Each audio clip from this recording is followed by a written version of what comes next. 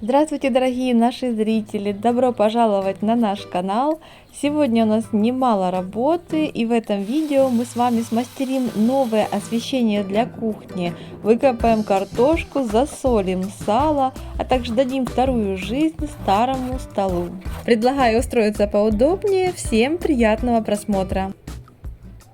Многие из вас смотрели видео о ремонте на этой дачной кухне, но сегодня речь пойдет о освещении здесь. Сейчас я покажу, что у нас есть на данный момент, но хотим мы сделать, чтобы здесь было более светло, потому что Викочка здесь часто вкусно готовит, и хотим мы сделать люстру из бревна в стиле лофт. Конечно же, это будет бюджетный вариант, но бюджетный не значит, что некрасивый или непрактичный. И вы сегодня в этом убедитесь. После ремонта площадь кухни увеличилась в 2 раза, поэтому старенькая лампа уже не справлялась со своей функцией, и освещение в комнате было очень тусклым. Все мы понимаем, что люстра из бревна без бревна не получится. Поэтому вооружились инструментом, пойдем в нашу балку, поищем какое-нибудь подходящее бревнышко.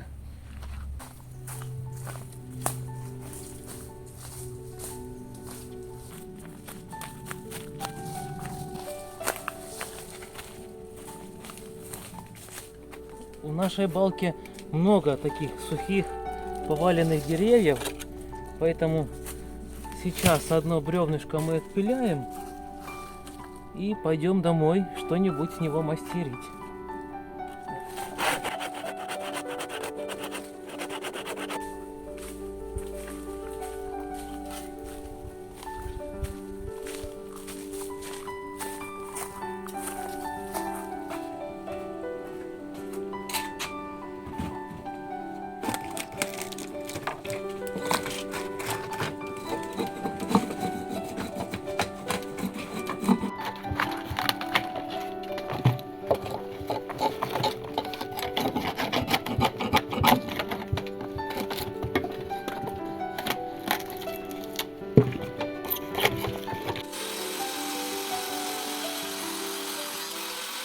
Освещение – это важная составляющая любого интерьера. Немного ранее Рома уже мастерил из деревянного бруса свет для зала, из-за чего в комнате стало светлее и намного уютнее. И уже не терпится посмотреть, каким же результат будет в этот раз. Ну и сейчас мы с вами видим, как Рома после того, как очистил бревно, покрывает его поверхность атмосферостойким алкидным лаковым антисептиком цвета красное дерево. Эта фирма Profi Wood 3 в одном лакирует, защищает и тонирует деревянную поверхность. Ну а пока лак высыхает, мы с вами терять времени не будем и пойдем выкопаем картошку. Ох, помню, как в детстве из года в год всей большой семьей дружно сажаем картошку весной, а летом ее выкапываем. И самый приятный момент, когда посадил 10 ведер, а выкопал 40, а то и 50.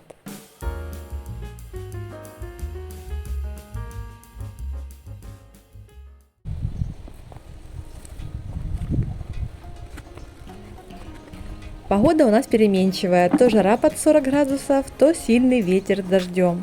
Сегодня же обещали дождь, поэтому мы торопимся, чтобы выкопать всю картошку. Объем урожая картофеля в каждой ямке разный. Если в одной ямке 3-4 крупных картофелины, то в другой это сплошной детский садик, состоящий из 15, а то и больше мелких плодов.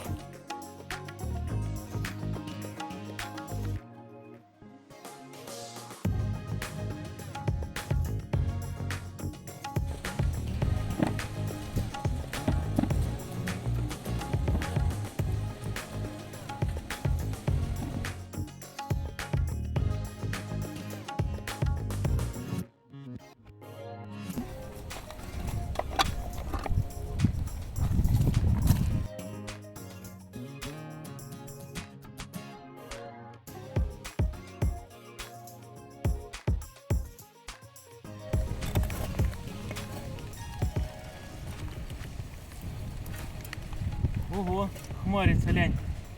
Сейчас дождик припустит. Затянуло, затянуло так затянуло.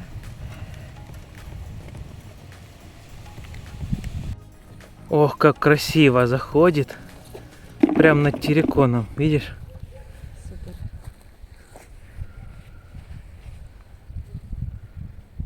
Припустил дождик. Викусечка сейчас до конца ведра дособирает и побежим в дом прятаться, сохнуть.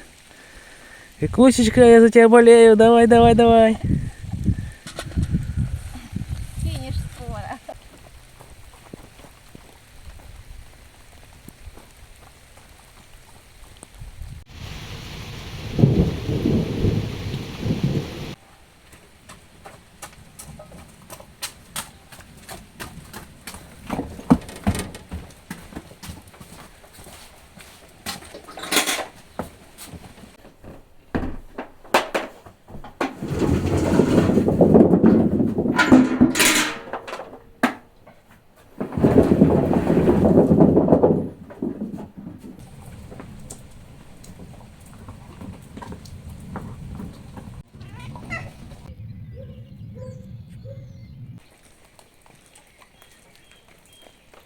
Ну что, вышло солнышко, поэтому сейчас мы докопаем нашу картошку, а потом пойдем уже перебирать.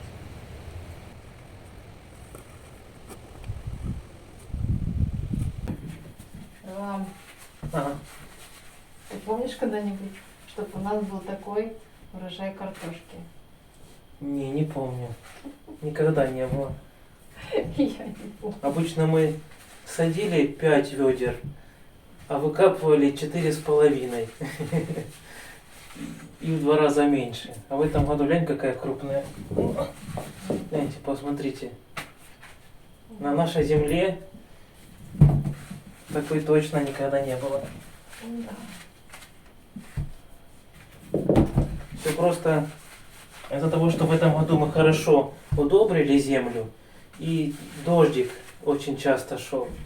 Поэтому вот такой хороший урожай. Она также вкусная, рассыпчатая. Завтра попробуем что-то приготовить, да? Да. Ром, сколько мы садили ведер? Ну, в этом году мы посадили 5,5 ведер, а выкопали 28-29. Вот, видишь. А сколько в вашей местности вырастает картошки? Напишите, пожалуйста, в комментариях. Нам будет очень интересно почитать.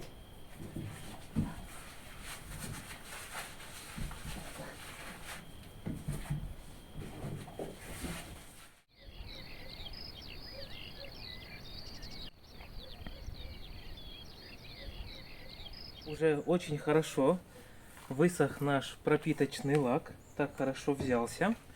Поэтому сейчас нам нужно сделать 4 отверстия для прохода кабеля на лампочки, но потом уже будем заниматься самой проводкой.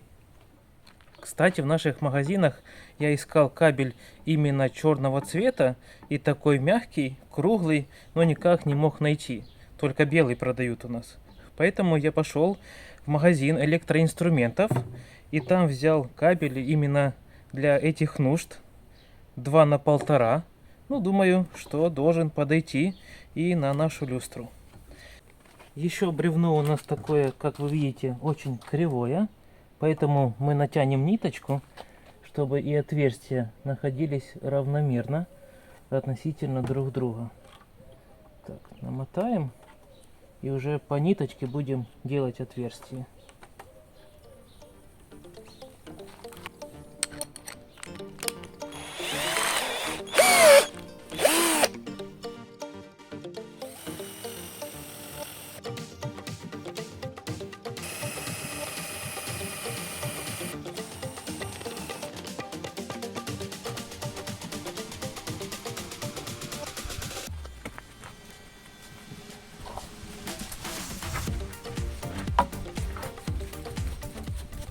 Ну что, проверяем, подходит или нет.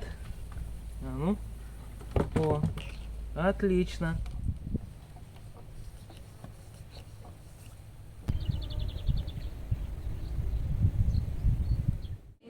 Ну а я тем временем поехала на рынок, чтобы купить специи для засолки сала. И вот так выглядит этот мешочек пряностей.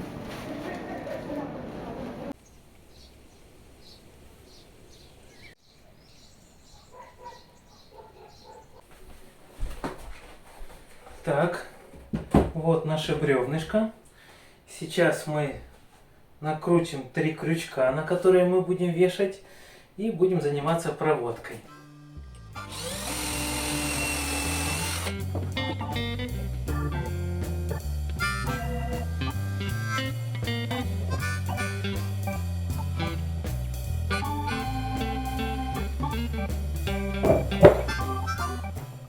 Вот такие мы отрезали 4 кусочка кабеля разной длины.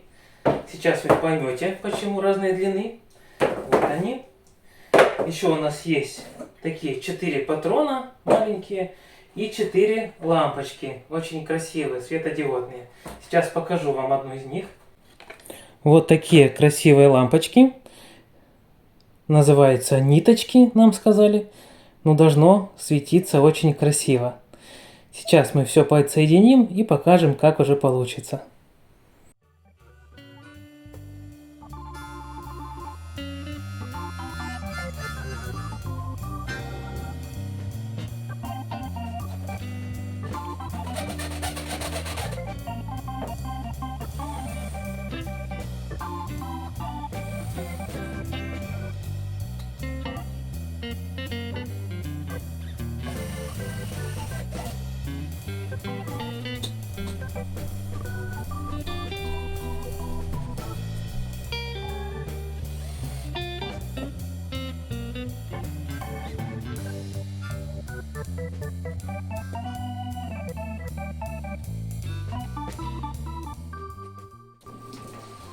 Ну что, вешаем? Давай. Давай попробуем. Аккуратно.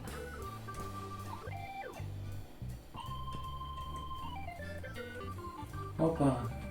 Красиво, да, висит? Да. Сейчас лампочки еще вкрутим, кабель растянем белый и будем проверять.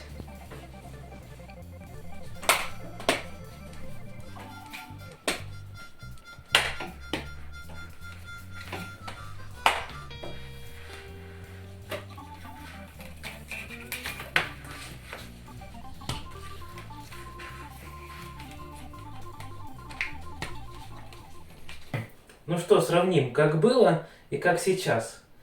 Проверяем старый свет. Вот так вот. А теперь новый. О, вот это ярко, да? Супер. И красиво так получилось. Не знаем, лофт, не лофт. Вы напишите в комментариях, нравится ли вам такая люстра.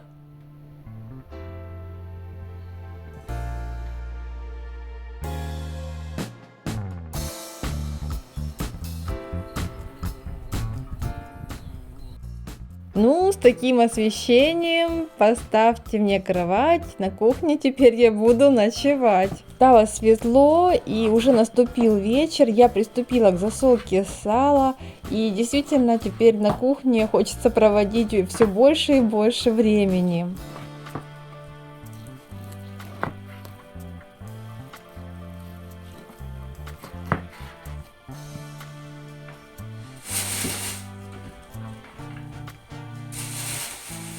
Все кусочки сала я выкладываю в пакет, обильно посыпаю их солью, добавляю зубки чеснока, пересыпаю также кусочки специями и хорошо все это перемешиваю.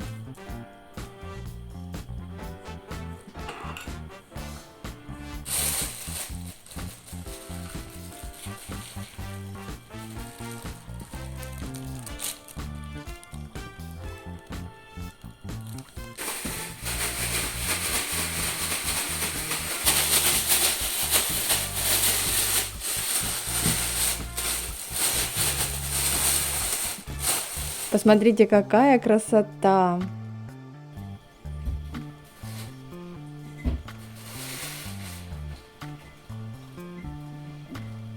Все кусочки сала я перекладываю в 3-литровую банку и отправляю в холодильник на несколько дней.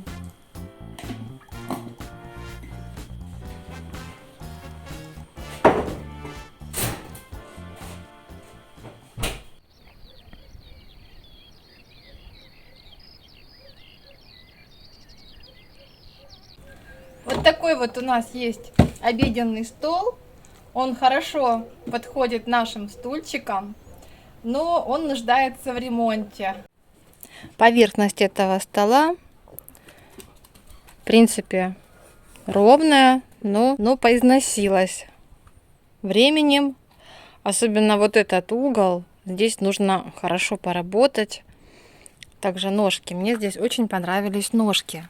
Имеют вот такой рельеф. Лак нужно нам будет снять.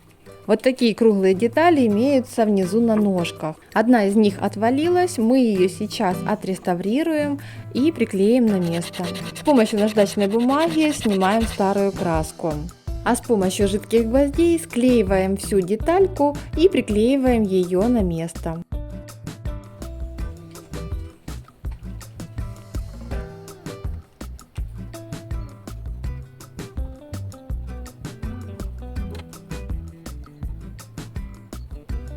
Эх, за всеми работами где-то подевался мой шлифовальный круг. С помощью наждачной бумаги я сниму старый лак с поверхности стола.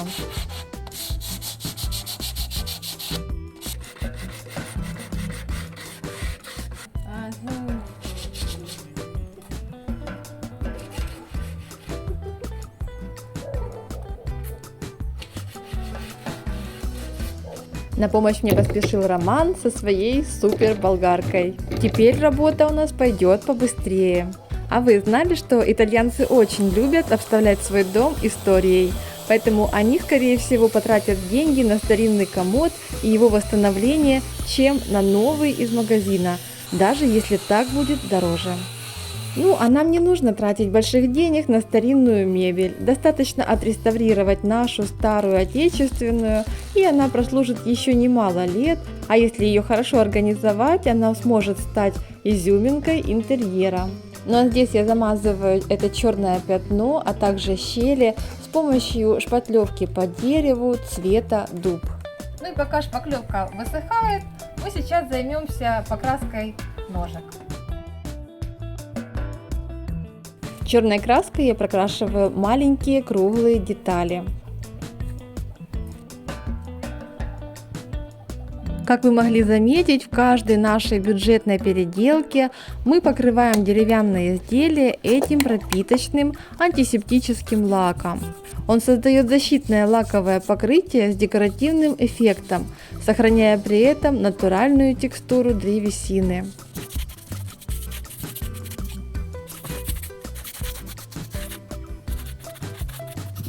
Шпаклевка высохла, и сейчас я убираю все неровности и шероховатости с помощью наждачной бумаги с мелким зерном.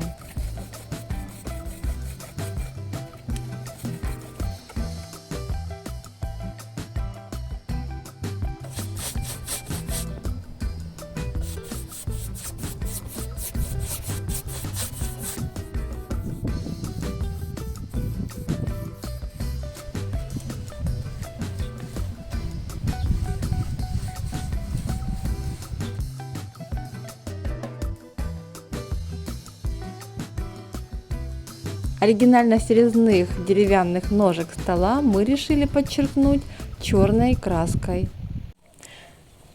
Хочу показать, что получилось в итоге. Мы черным цветом подчеркнули рельеф, который имелся на ножках.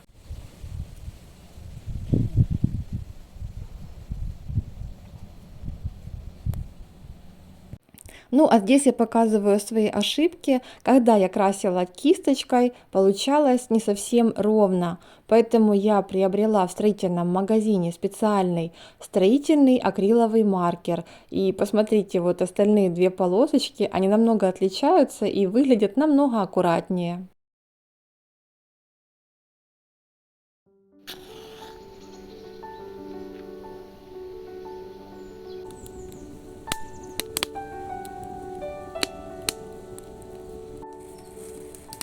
Ну и после того, как мы окончили все наши работы, отсняли это видео, мы решили приготовить ужин на костре и отдохнуть.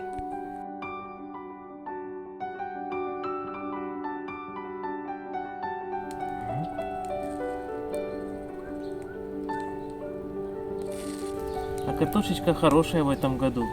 Беленькая, чистенькая. И самое главное, своя.